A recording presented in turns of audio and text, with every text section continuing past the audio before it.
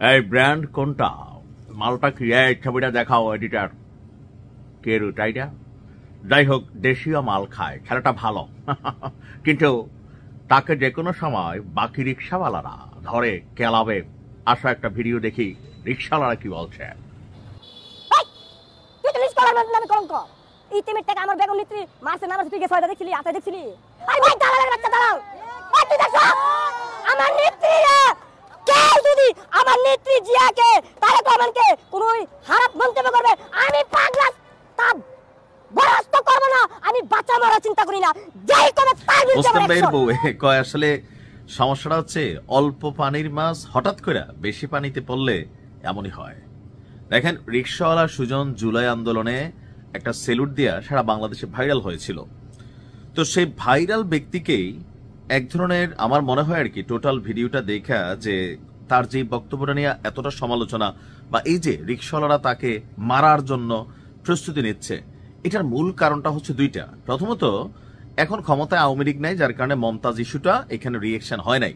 কিন্তু বেগম খালেদা জিয়াকে ইঙ্গিত করে যে এতিমের টাকা মাইরা খাইয়া যদি সংসদে যাওয়া যায়, এই বক্তব্য যখন দিছে প্রথম দিকে সবাই বুঝতে পারে নাই যে পেশটা কোথায় লাগছে। মিডিয়া তো আবার এই বিষয়টা প্রথমে প্রকাশ হয় নাই, বাট পরে পুরো ভিডিওটা যখন আসছে তখন স্বাভাবিকভাবে যারা বিএনপি করে তারা এটা চিন্তা করে যে একটা রিক্সাওয়ালা মানুষ হিসাবে ঠিক আছে, একটা শ্রমজীবী পেশা, এটা সব ঠিক আছে, কিন্তু মানুষকে সম্মান দেওয়া না দেওয়ার যে বিষয়টা, এটা আসলে একজন রিক্সাওয়ালা হিসাবে কতটুকু সে ক্যারি করতে পারবে, নাকি তাকে পুরো স্ক্রিপ্ট লেখাই দিয়া পাশে থাকা যে মানুষটা আছে বা আশেপাশে যারা ছিলেন এই বক্তব্য রিক্সাওয়ালা সুজন দেওয়ার জন্য আসলে কতটুকু হ্যাডম রাখে। আমার নিজের কাছেও মনে হয়েছে এটা তাকে দিয়া বলানো হয়েছে যে আপনারা যখন মাইক দেওয়া হবে আপনি এই জায়গায় গুতা দিবেন, গুতা দিলে রাতারাতি ভাইরাল হবেন। তবে একটা জিনিস রিক্সাওয়ালা সুজনেরও বোঝা দরকার, এই যে মাল খাচ্ছ তুমি কেরু বাবা, আমি বলি কি হয় কি, যে এই বাঙালি জাতি তো আবেগী। ওই যে একটা গানওয়ালা ছিল না, কাঁচা বাদাম দাদা কাঁচা বাদাম, সেই শুভঙ্কর না জানি কি রূপটার নাম ছিল, কই আছে এখন? এখন কিন্তু রাস্তায় পড়ে গেছে।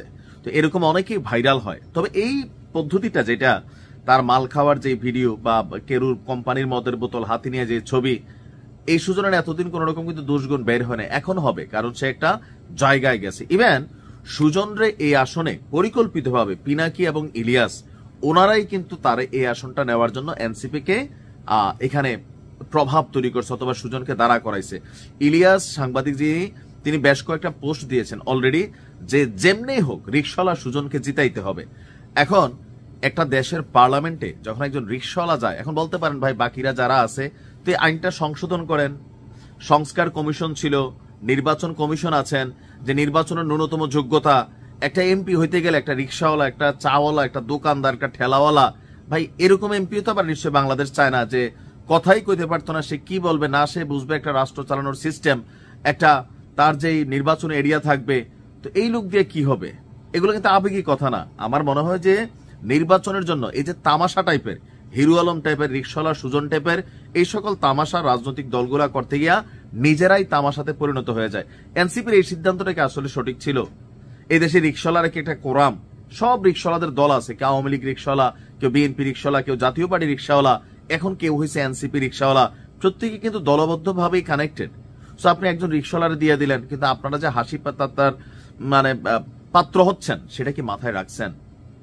আর সুজনের উদ্দেশ্যে বলি, বাবা রাজনীতি বড় খারাপ জিনিস।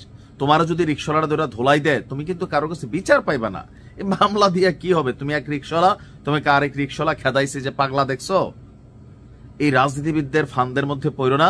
এমনি মানুষের কাছে সম্মান ছিল, সেই জায়গায় থাকো।